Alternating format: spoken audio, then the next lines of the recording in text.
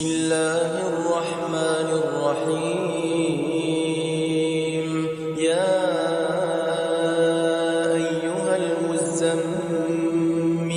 قم الليل إلا قليلا نصفه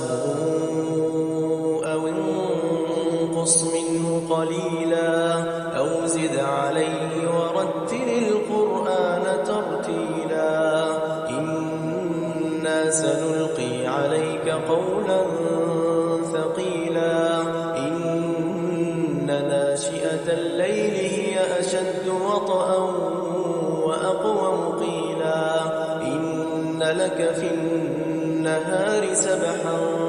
طويلا واذكر اسم ربك وتبتل إليه تبتيلا رب المشرق والمغرب لا إله إلا هو فاتخذه وكيلا واصبر على ما يقولون واهجرهم هجرا جميلا وذرني والمكذبين أولي النعمة ومهلهم قليلا إن لدينا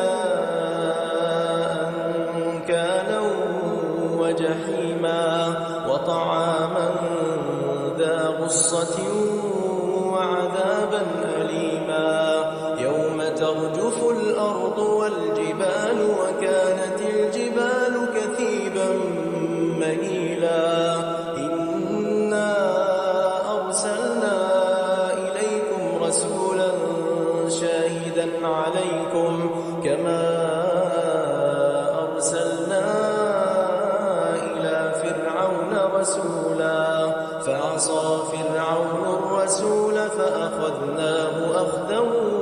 وبيلا فكيف تتقون إن كفرتم يوما يجعل الولدان شيبا السماء منفطر به كان وعده مفعولا إن هذه تذكرة فمن